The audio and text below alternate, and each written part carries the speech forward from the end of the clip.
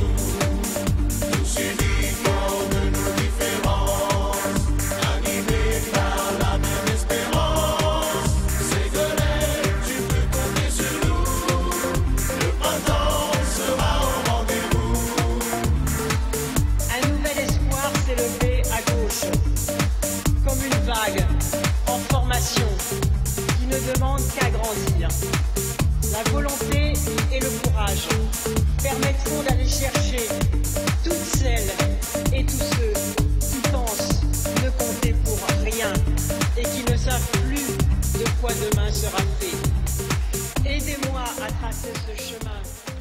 Aidez-moi. Chers amis de Limoges et de la région Limousin, nous voici maintenant à quelques semaines du premier tour de l'élection présidentielle. Et ce soir est un jour particulier, un jour particulièrement émouvant, parce que je vois ici de nombreux amis de cette région voisine, et surtout parce que François, à l'instant, vient de me passer la parole.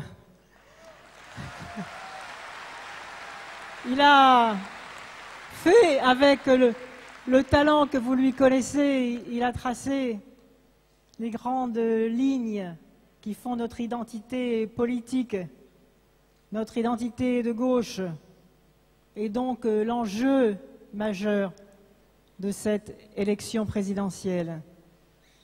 Et puis, si ce soir aussi est un soir particulier, c'est aussi peut-être parce que j'ai le sentiment profond qu'il n'y a jamais eu autant de liens entre l'histoire de cette région et ce qui va se jouer dans quelques semaines. Ce moment majeur de l'histoire de France où le peuple est appelé aux urnes pour redéfinir le contrat républicain, le contrat social, pour choisir les valeurs à partir desquelles vous voulez que la France se relève, pour rebâtir les fondements de la Maison France qui a été bien abîmée au cours de ces dernières années. Et je pense profondément que la crise politique, la crise démocratique, la crise économique, la crise sociale est tellement forte que nous avons l'immense responsabilité de redéfinir les valeurs auxquelles nous tenons, les nouvelles règles du jeu que nous voulons mettre en place, les urgences auxquelles nous voulons rapidement répondre, et enfin la façon dont nous voulons relever les défis de l'avenir à l'heure où la mondialisation fait peur, à l'heure où chacun se demande si la politique sert encore à quelque chose, à l'heure où la montée des insécurités de toutes sortes nous oblige à inventer les nouvelles sécurités qui me permettront demain de dire à la France « N'ayez pas peur des autres, n'ayez pas peur de votre voisin, ne vous dressez pas les uns contre les autres, n'ayez pas peur des autres pays du monde, mais au contraire, tournons-nous résolument vers l'avenir et vers les autres pour construire ensemble un monde meilleur. Voilà l'enjeu de l'élection présidentielle.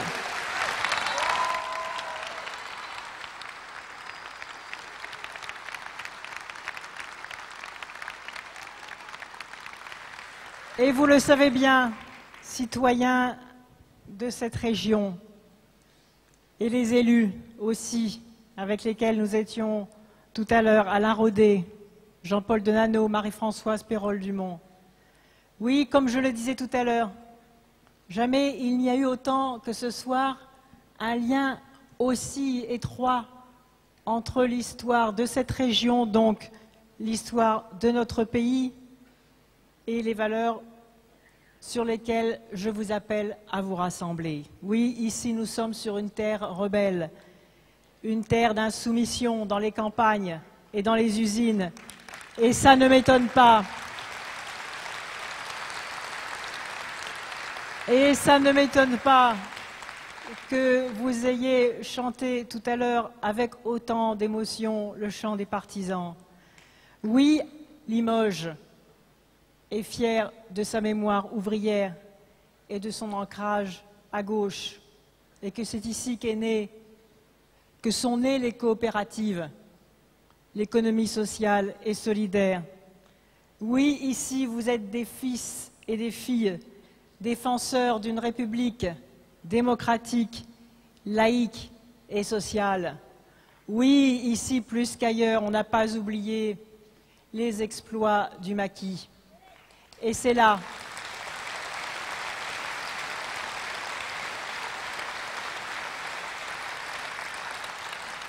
que je veux en venir. Vous n'avez pas oublié les exploits du maquis et de Georges Guingouin. Et je voulais vous rappeler qu'il y a à peine 3 ans, en 2004, il avait signé avec Lucie Aubrac, qui vient de nous quitter, et Stéphane Hessel, et d'autres grands résistants, un appel à retrouver l'esprit de la résistance, un bel appel contre le recul des droits sociaux, contre la montée des injustices et contre tout ce que la droite démolit en ce moment. Et ce bel appel se terminait par ces mots: créer, c'est résister, et résister, c'est créer. Eh bien, c'est à cela que je vous invite. C'est à ce même élan que je vous invite. C'est cela que nous voulons créer aujourd'hui pour la France de demain. C'est résister et c'est imaginer l'avenir. Et je voudrais illustrer cette belle devise que je fais mienne aujourd'hui à Limoges, à partir de 2 problèmes qui se posent ici dans la région, mais qui ont un écho de dimension nationale. D'abord, la bataille pour le service public. Vous le savez, ici, les agents de la NPE sont en grève. Les maires des communes rurales sont inquiets pour la disparition des écoles et les nouvelles suppressions de postes. Eh bien, je vous le dis ici à Limoges, la République nouvelle que je veux construire, la 6e République, sera la République des services publics garantis. Et je le dis aux agents de la NPE, ici à Limoges, qui viennent de déclencher une grève importante, parce qu'ils se dressent contre la privatisation de ce service public. Et ils ont raison. Partout, les citoyens doivent se lever contre la privatisation des services publics. Et nous n'avons jamais eu autant besoin aujourd'hui de ces liens de solidarité qu'incarnent les services publics pour mener la bataille contre l'emploi. Alors oui, la France neuve que j'appelle, c'est une France qui résiste et qui imagine. Résister, c'est-à-dire maintenir les services publics. Imaginer, cela veut dire les réformer. Et dans le pacte présidentiel que je vous propose, c'est une bataille efficace contre le chômage, et en particulier par la réforme de toutes les aides à l'emploi qui seront désormais confiées aux régions, mais l'État garantira l'égalité entre les différents territoires. Et cette bataille que nous conduirons, je le dis aux fonctionnaires et aux agents de la NPE, nous confierons également aux régions la gestion du service public de l'emploi, parce que ce sont elles désormais qui auront les aides à l'emploi, les aides à la formation professionnelle et désormais l'accompagnement individualisé de ceux qui recherchent un emploi. Voilà comment la bataille sera efficace. Et ça ne sert à rien d'en rabattre sur les services publics, et bien au contraire.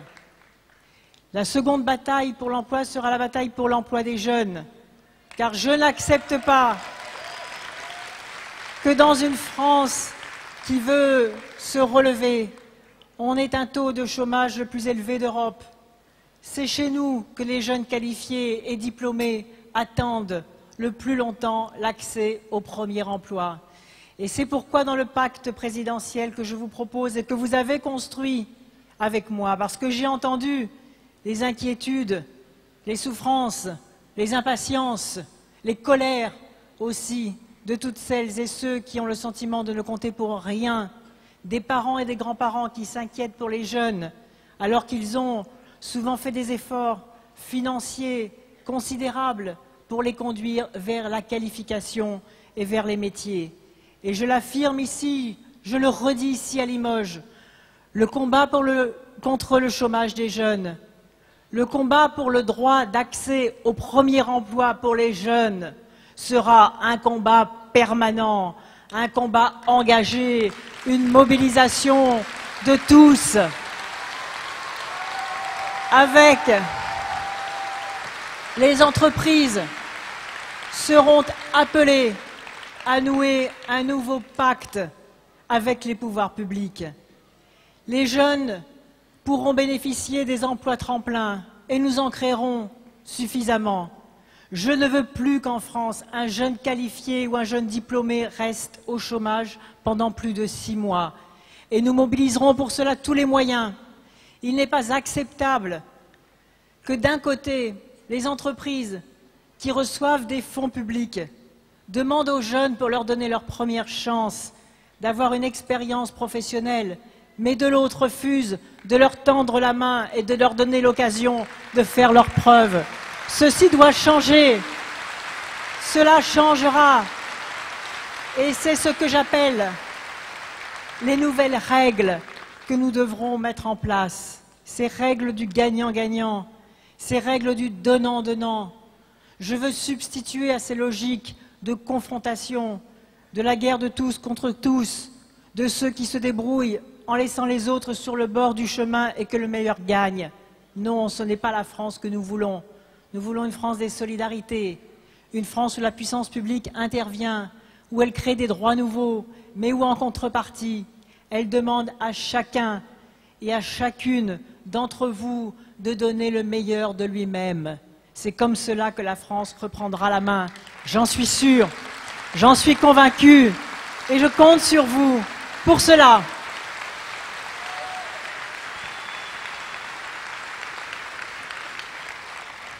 Le deuxième exemple que je voudrais illustrer devant vous, c'est la rencontre que nous avons eue tout à l'heure avec Alain Rodet et Marie-Françoise auprès des ouvrières de France Textile. On parle souvent des patrons en France pour en dire le plus grand mal, et on a raison. Lorsque l'on voit un certain nombre de patrons voyous, de ceux qui délocalisent, de ceux qui font des licenciements boursiers ou des licenciements de confort, de ceux qui ne respectent même pas les rudiments du dialogue social, de ceux qui empochent les aides publiques avant de mettre la clé sous la porte. Mais il y a d'autres patrons, et c'est à eux que je veux m'adresser. Ces chefs de petites et moyennes entreprises, comme on les a rencontrés tout à l'heure, tout près d'ici, à Textile France. 2 salariés qui ont été 3 fois licenciés, et qui à un moment se sont dit « Nous n'allons pas baisser la tête, nous n'allons pas encore subir cette humiliation. Nous allons reprendre à bras-le-corps notre destin en main, et même sur un secteur que l'on dit durement touché par les délocalisations, le secteur de l'industrie textile, eh bien, ils ont réussi à remonter la pente. Ils ont réussi à recréer une centaine d'emplois. Et je veux que cet exemple-là, comme j'en vois partout sur les territoires où je me rends, je veux que cet exemple-là devienne la référence dans la France qui va retrouver une nouvelle croissance durable pour à nouveau sortir du chômage, pour créer des activités, de la valeur ajoutée et distribuer des salaires. Et la façon dont cette entreprise a réussi s'appuie sur les valeurs fondamentales et sur les réformes profondes que je vous propose dans le pacte présidentiel. D'abord, la qualité du dialogue social. Il est temps que la France sorte de cet archaïsme et puisse faire émerger un syndicalisme de masse, un syndicalisme responsable qui permettra d'anticiper les mutations, qui permettra de créer le respect à l'intérieur de l'entreprise, qui permettra de répartir avec justice les fruits de la croissance de l'entreprise, qui permettra de sécuriser les salaires et les emplois. Car je crois tout le contraire de la droite, ce n'est pas par la précarité que nous relancerons la machine économique, mais bien au contraire, c'est en sécurisant les salariés, en les associant en amont aux décisions de l'entreprise, comme cela se fait dans les pays du nord de l'Europe. Pourquoi y a-t-il en France que 8% d'adhésion aux organisations syndicales, 80% dans des pays comme la Suède? Et c'est dans ces pays où les bas salaires sont les plus élevés, c'est dans ces pays où il y a le moins de conflits sociaux, c'est dans ces pays où il y a aussi le moins de chômage. Et c'est pourquoi dans la réforme profonde des institutions, il y a une réforme volontaire, audacieuse, pour que la France change dans le domaine des relations sociales et pour que nous puissions enfin réaliser une véritable démocratie sociale dans l'entreprise qui nous rendra collectivement beaucoup plus efficaces. C'est à cela que je vous appelle également. Et puis le deuxième pilier de la relance économique, qui est aussi très bien illustré dans cette entreprise, c'est l'investissement massif dans la recherche et dans l'innovation. C'est l'idée que c'est par la qualité, par la matière grise, par la formation professionnelle que nous pourrons rester compétitifs et que nous pourrons, comme je l'ai dit tout à l'heure, relever la tête et reprendre la main. Et là aussi, dans le pacte présidentiel que je vous propose, nous investirons massivement les fonds publics dans les entreprises qui en ont vraiment besoin. Nous encouragerons par la fiscalité le réinvestissement des bénéfices de l'entreprise dans l'entreprise.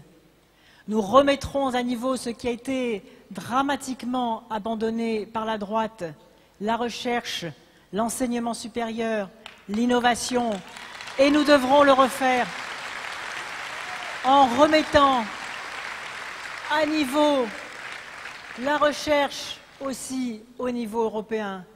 Et enfin, il nous faudra définir des politiques industrielles communes. Et là aussi, la France mérite beaucoup mieux que ce qu'elle a.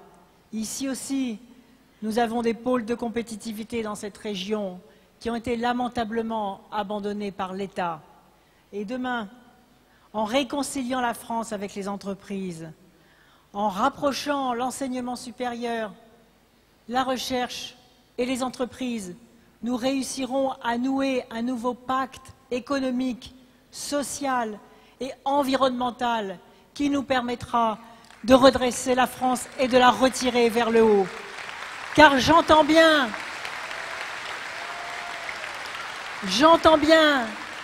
les objections ici ou là. Et peut-être ici, certains d'entre vous se posent aussi ces questions. On me dit, mais ce pacte présidentiel coûte cher. Alors je vous le dis fermement, qu'est-ce qui coûte cher? Ce qui coûte cher, c'est le chômage. Ce qui coûte cher, c'est la précarité. Ce qui coûte cher, c'est l'échec scolaire. Ce qui coûte cher, c'est toutes les formes d'insécurité. Ce qui coûte cher, c'est de ne pas pouvoir se loger. Ce qui coûte cher, c'est d'avoir peur de l'avenir. Ce qui coûte cher, comme je l'entendais tout à l'heure dans l'entreprise que je vous citais, ce qui coûte cher, c'est comprendre l'inquiétude des petites retraites et des bas salaires. Et cette ouvrière qui part à la retraite et qui me dit « ça fait 40 ans que je travaille et je vais partir à la retraite avec une retraite de 600 € par mois, c'est-à-dire à peine plus que le minimum vieillesse. Et moi, on viendrait me reprocher de vouloir relever tout de suite les petites retraites et les bas salaires, mais ça n'est que justice.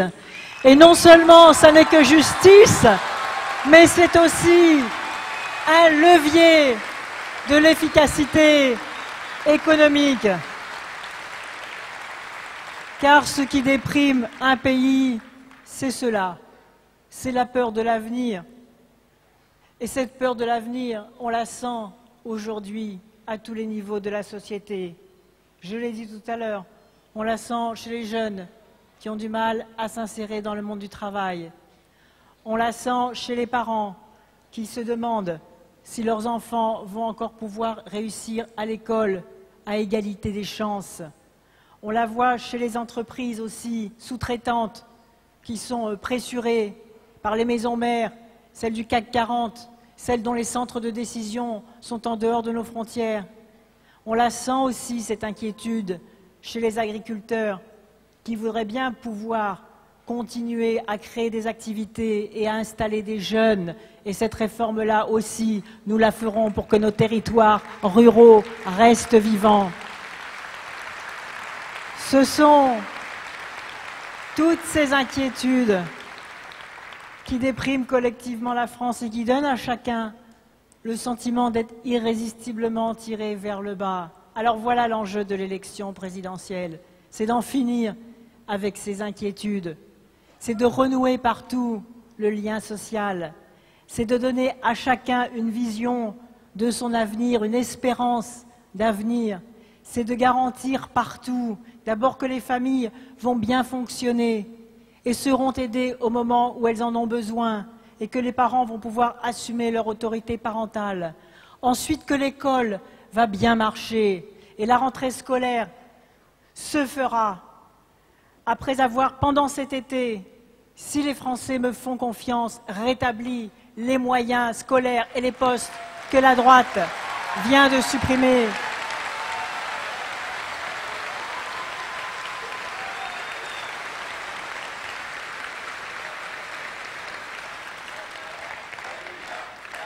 Parce que...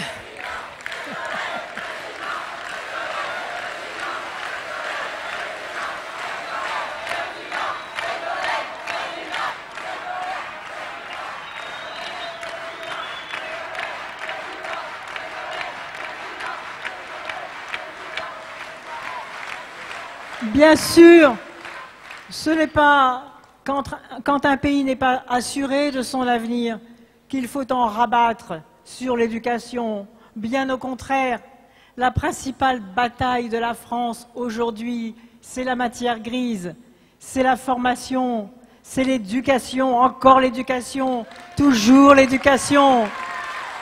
C'est de se dire que si chacun, là où il est, a la possibilité de déployer ses talents, alors c'est collectivement que nous en serons tous bénéficiaires. C'est cela, cette bataille. Et c'est pourquoi je remettrai les priorités dans l'ordre des choses. Et la priorité dans l'ordre des choses, c'est celle que je viens de vous dire, parce que tout se tient, les familles, l'éducation, ensuite la valeur du travail. La valeur travail, ça consiste en quoi, la valeur travail? Ça consiste d'abord à lutter contre le chômage.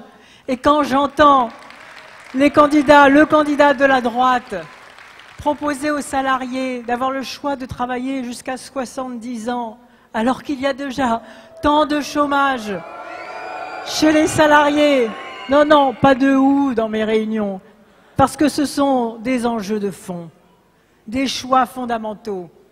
Que les Français nous écoutent, qu'ils nous regardent qu'ils savent qu'ils ne doivent pas se tromper, que c'est un choix d'avenir qu'ils ont à faire. Oui, nous n'avons pas la même conception de ce que les uns et les autres nous appelons la valeur travail. La valeur travail, c'est d'abord donner du travail à tous. La valeur travail, c'est d'abord revaloriser les bas salaires.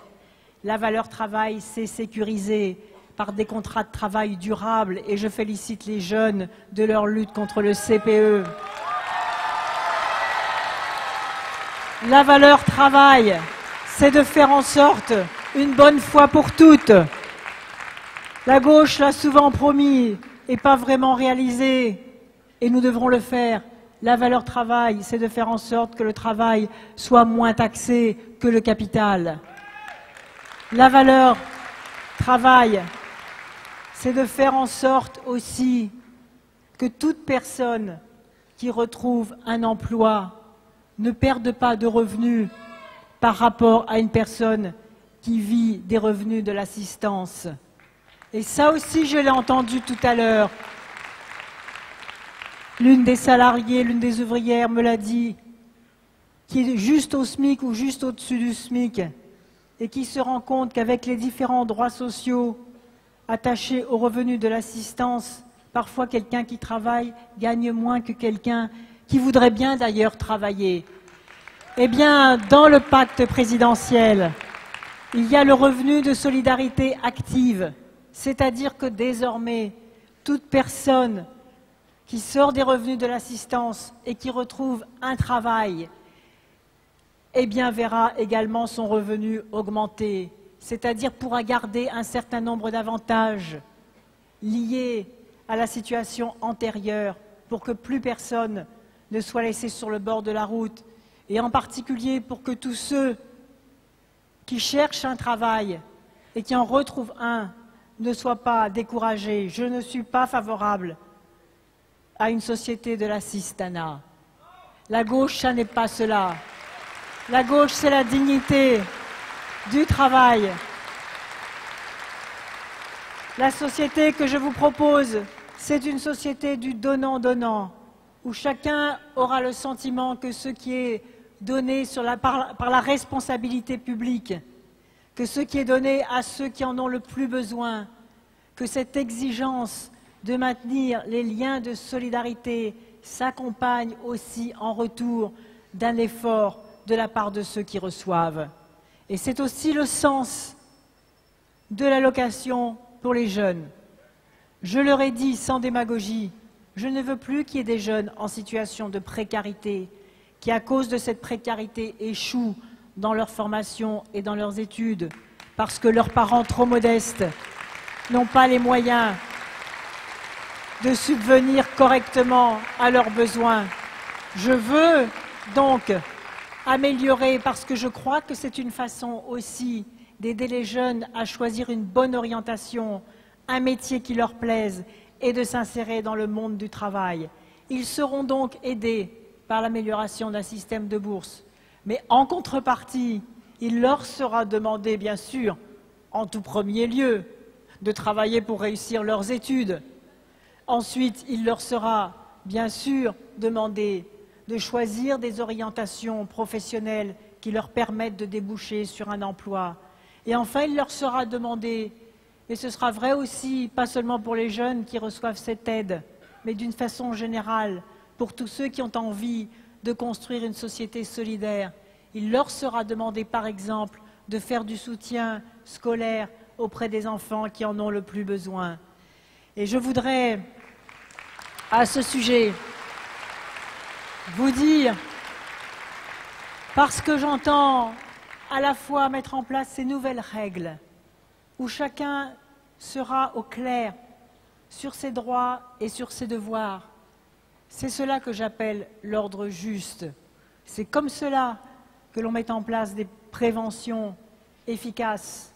Et en particulier, je le répète, la première des préventions contre la délinquance, c'est l'investissement dans l'école, dans la réussite scolaire, dans la formation et dans l'emploi. Et comme le disait très justement Victor Hugo, une école qui ouvre, c'est une prison qui ferme. Alors tous ces jeunes à qui, bien sûr, tous ces jeunes qui n'ont parfois pas eu la chance d'être suffisamment bien encadrés, de comprendre les règles d'organisation d'une société qui veut être accueillante à tous les siens, d'où qu'ils viennent, dans la diversité de leurs talents. C'est cela aussi la force de la France, c'est d'accueillir la diversité de ses talents, à condition qu'ils aient la conviction profonde que tout est fait pour lutter contre toutes les formes de discrimination. C'est cela aussi la République nouvelle que j'appelle de mes vœux. Et puis, il y a une autre égalité contre laquelle nous devons farouchement lutter. Et parmi celles que je veux évoquer ce soir, je veux évoquer aussi celle-ci. C'est l'inégalité devant la culture. Et la République nouvelle sera la République de l'art et de la culture. Là aussi, le chantier est immense. Il y a eu tant de recul au cours de ces dernières années. Et je l'ai senti dans tous les débats participatifs, la soif de culture, la volonté et l'envie d'accéder à la beauté et les inégalités cruelles devant l'accès à la culture. Songez donc, 80% des Français n'ont jamais ni les moyens ni l'occasion d'assister à un spectacle vivant. Alors comment cela se peut-il qu'il y ait d'un côté tant de chômage dans les professions du spectacle et de la culture, et de l'autre, une telle soif culturelle parmi les jeunes, parmi les citoyens en général et parmi tous ceux qui ont pris la parole. Et la France qui se relève est une France culturelle, une France qui donne à chacun le droit d'accès à une pratique culturelle, à tous les enfants le droit d'accès à la beauté, à tous les citoyens le droit d'accéder au spectacle vivant.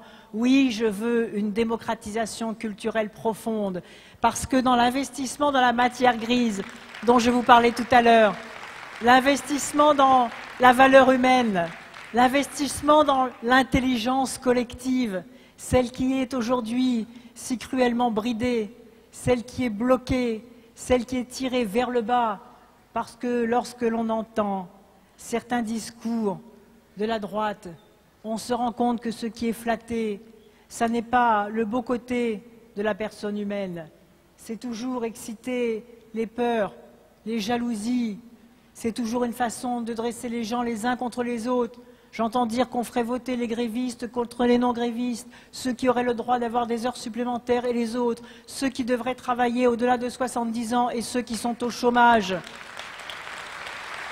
ceux qui sont agressés et qui ont vu la sécurité reculer, ceux qui vont bénéficier des allègements fiscaux dans le programme de la droite et ceux qui verront les services publics reculer. Non, je sais, parce que je vous ai écouté, que vous ne voulez pas d'une France qui se délite et qui abandonne les principes fondateurs de la République qui a fait notre force. Cette République, nous devons lui redonner toute sa portée, toute son ambition, toutes ses exigences. Nous devons la remettre debout. Et je pense que nous y arriverons. Nous y arriverons parce que je sais que c'est ce que vous voulez. Je sais aussi que ce sera difficile la première année. La droite nous laisse un pays en mauvais état, avec d'importants déficits de la dette. Mais je crois que si nous faisons ce que nous avons dit, et nous le ferons, parce que j'ai écouté pour agir juste et pour tenir parole.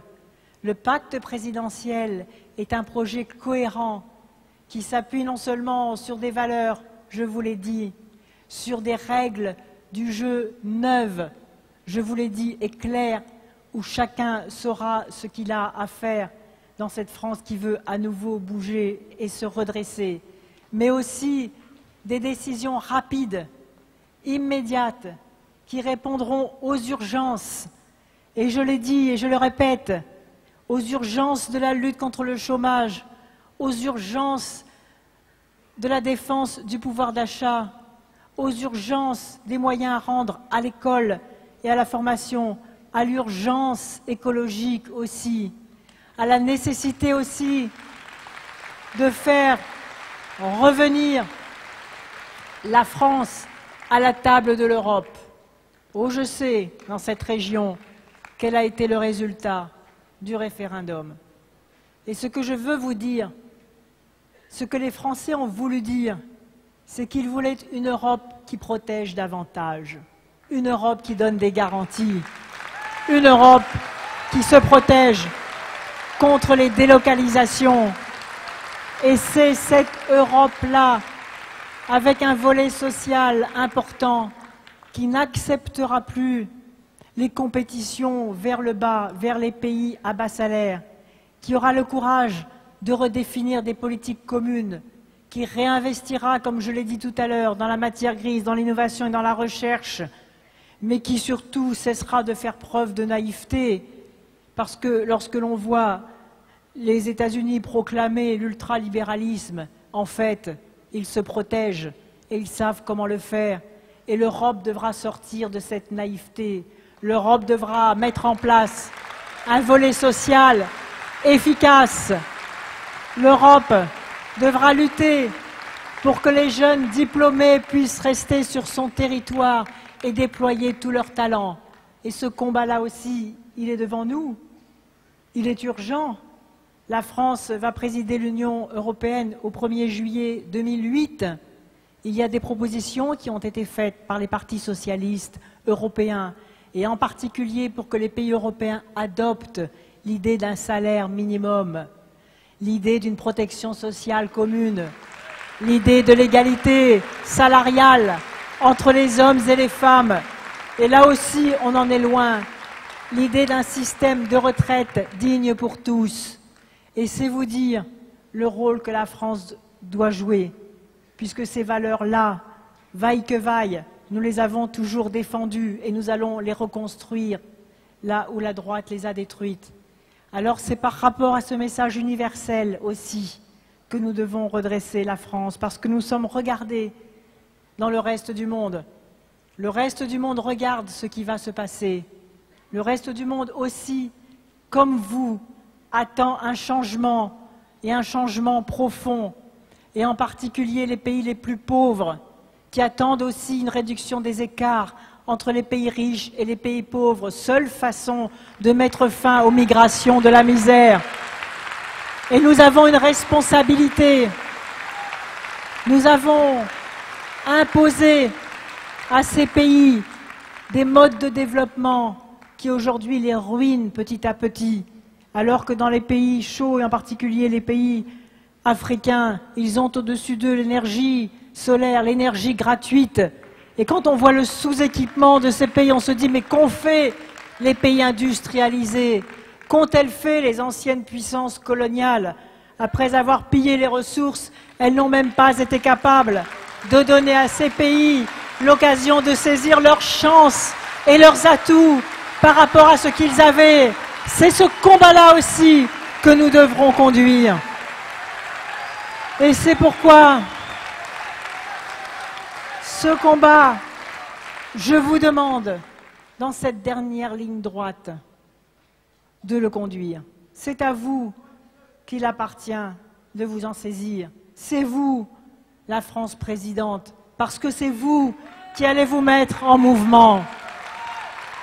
Et quand j'entends des interrogations sur l'identité nationale, mais moi je ne me pose pas ces questions. Il était temps pour toutes les hommes et les femmes de progrès de se réapproprier les symboles fondamentaux. Il était temps de ne pas laisser à l'extrême droite la Marseillaise, le chant de toutes les libertés, le chant de toutes les résistances aux injustices, ce chant contre toutes les oppressions, repris dans tous les pays du monde et dans tous ceux qui luttent contre les oppressions, ce chant que Louise Michel, qui avait connu, elle aussi, vous le savez, durement la privation des libertés, faisait entonner par ses élèves le matin et le soir, Et comme elle l'écrivait à chaque fois, elle ne pouvait pas s'empêcher de pleurer. Et donc ce chant, c'est bien sûr le chant de notre identité, mais nous, hommes et femmes de gauche, nous sommes aussi tournés vers les autres. Et nous ne demandons pas aux Français d'où ils viennent, aux citoyens qui sont sur notre sol, aux étrangers qui nous apportent leur force de travail. On ne leur demande pas d'où ils viennent, mais où ils veulent aller ensemble. Et c'est cela que je vous demande aujourd'hui, c'est de savoir où nous voulons aller ensemble. Et nous voulons aller ensemble vers davantage de justice. Nous la voulons, cette France plus juste. Nous la voulons, cette France plus forte. Nous la voulons, cette France qui reprend confiance en elle. Alors c'est à vous de vous en saisir. C'est à vous d'aller vers les autres. C'est à vous de construire cette France présidente. C'est à vous. Vive la République. Vive la France. Et c'est à moi de vous écouter.